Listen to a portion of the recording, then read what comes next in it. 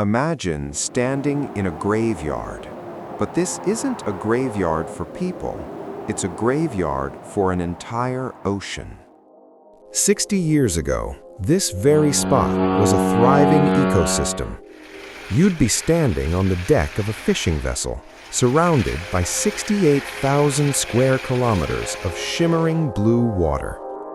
This was the Aral Sea, once the fourth largest lake on the planet, a source of life and pride for millions. Then, in one of the most catastrophic engineering blunders in human history, it was practically wiped off the map. A Soviet-era project to irrigate cotton fields diverted its lifeblood. The result? The sea shrunk to less than 10% of its original size.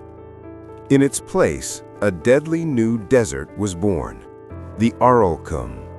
This wasn't just land degradation, it was a toxic wasteland. The exposed seabed, laced with decades of chemical pesticides, became a source of hazardous dust storms that travel hundreds of kilometers, poisoning everything in their path. Conventional wisdom said it was gone forever. Attempts to pump water back in failed. Despair settled over the region. But then, a radical, almost crazy idea emerged. Stop fighting the desert and start working with it. This wasn't about massive dams. It was about biological resilience. Scientists began bombing the dead zone with millions of seeds from a unique, tenacious plant species that thrives on salt. The world called it a waste of time, but 20 years later, NASA satellites captured something that shattered every prediction. A massive, thriving green oasis right in the poisoned heart of the Aralkum Desert. How did a simple shrub defeat a man-made disaster? What are the hidden biological mechanisms turning toxic salt into a catalyst for life? And why does this failed experiment now offer the ultimate blueprint for saving our dying planet? Today, we explore the impossible comeback of the Aralkum. To understand how we broke an ocean, we have to look back at the 1960s. The Aral Sea wasn't just a body of water, it was the lifeblood of Central Asia. It provided 40,000 tons of fish annually and regulated the climate for millions. But in 1960, the Soviet government initiated a project that would become the most significant engineering blunder in modern history. They decided to transform the surrounding deserts into the world's largest cotton producer. To do it, they diverted the two main rivers, the Amu Darya and the Sir Darya, that fed the sea, channeling that precious water into thirsty, man-made irrigation canals. The ecological collapse was swift and violent. In just 40 years, the sea receded by over 20 meters. By the turn of the millennium, it had lost 90% of its surface area. Think about the chemistry for a moment. As the water volume evaporated, the salinity concentration spiked, from a manageable 10 grams per liter to over 100 grams. It became 3 times saltier than the ocean. Every single native fish species was wiped out, suffocated by an environment they had evolved for thousands of years to inhabit. The entire fishing industry, the economy of an entire region, simply evaporated. But the tragedy went deeper than just losing the water.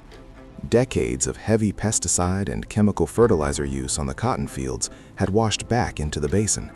When the water finally retreated, it left behind a toxic crust, a mix of salt and concentrated carcinogens. The region was now being choked by the Aralkum Desert. When the wind blows, these toxic particles become airborne.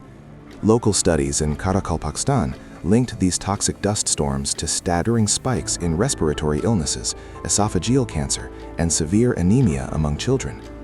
The Aral Sea wasn't just a dead lake, it had become an industrial crime scene. For years, engineers tried to fix it. They attempted to pump water back from the source, but the infrastructure was so decayed that 70% of the water leaked before it ever reached the basin. They tried planting commercial crops, but the soil was too toxic, too salty, and too hot, reaching 50 degrees Celsius in the summer. By the late 90s, the global scientific community had largely written off the Aral as an ecological ghost town, a permanent wasteland. But in the shadows of this failure, a handful of botanists were about to propose something that defied everything we thought we knew about restoration.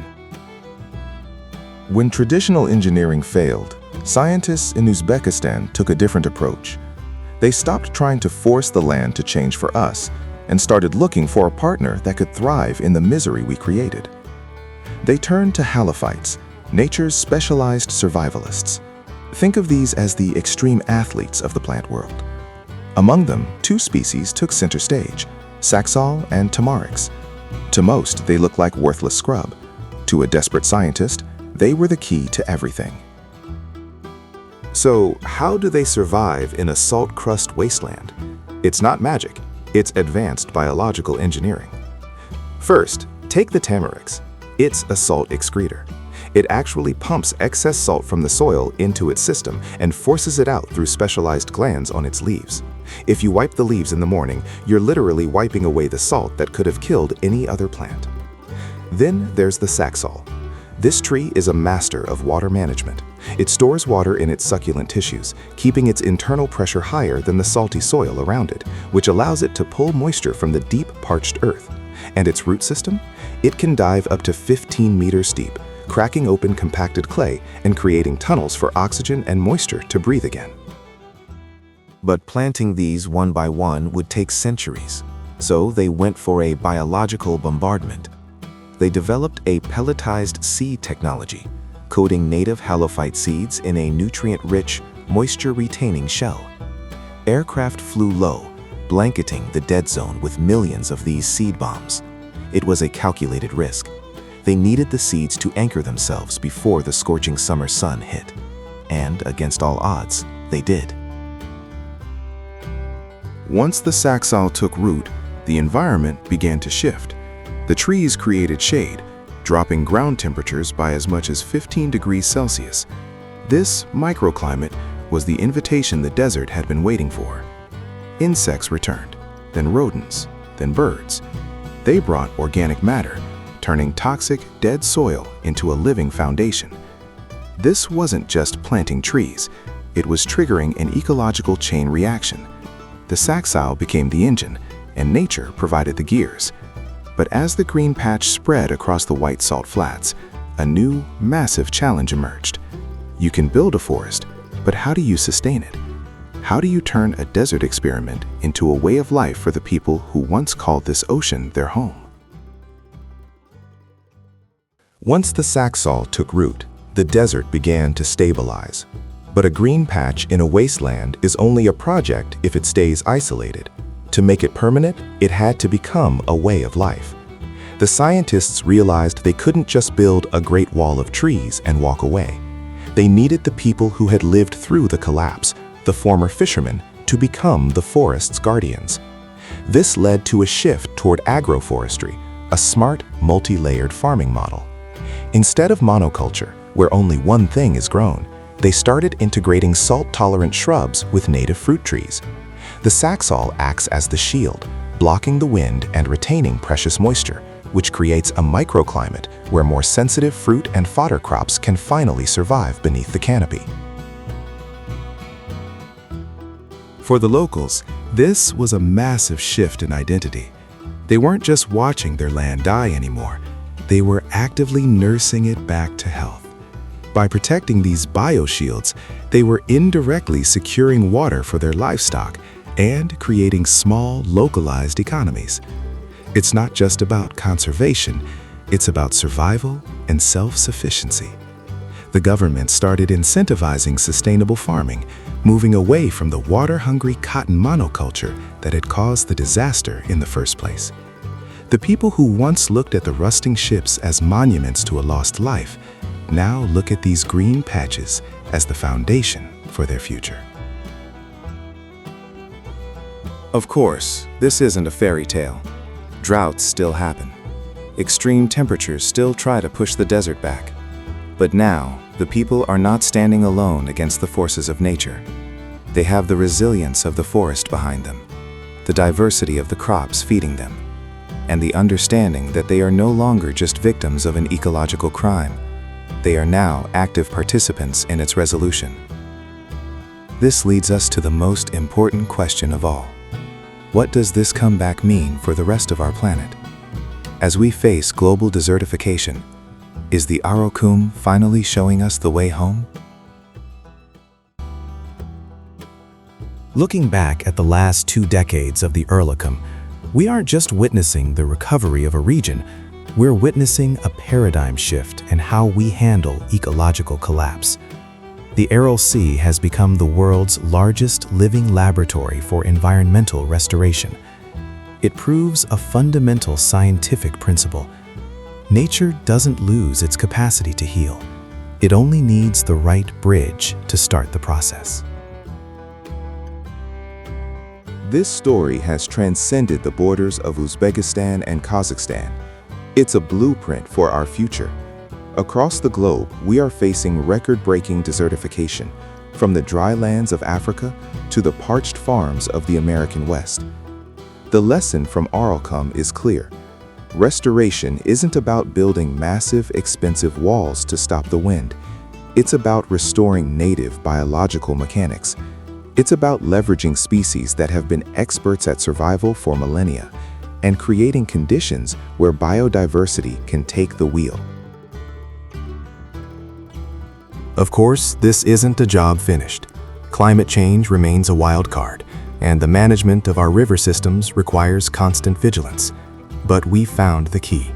We've learned to listen to the plants, to respect the complexity of microclimates, and above all, to embrace the power of patience.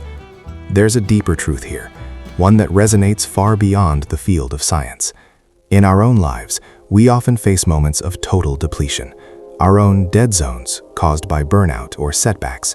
We try to fix these gaps with quick, superficial changes, forgetting that true recovery requires us to understand our own inner mechanisms and commit to the slow, steady process of regrowth.